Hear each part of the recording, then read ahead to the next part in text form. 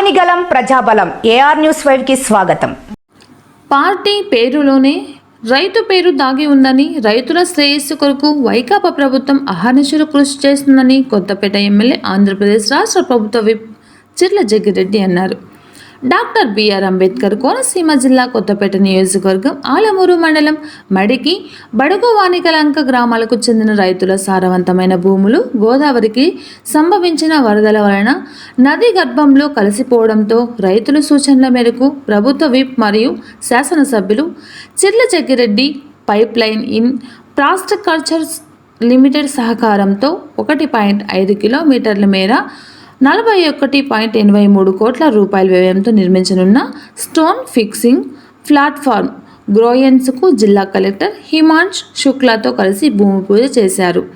ఈ సందర్భంగా జరిగిన సభలో వారు మాట్లాడుతూ లంక భూములను కాపాడేందుకు ప్రభుత్వం అధికార యంత్రాంగం పూర్తిగా సన్నద్ధమైందని, ఏప్రిల్ 31 తేదీ నాటికి గ్రోయిస్ నిర్మాణం పూర్తి చేయాలని అన్నారు. నిర్మాణపు పనులు జరిగే సమయంలో రైతులు అన్ని విధాలా సహకరించాలని అన్నారు.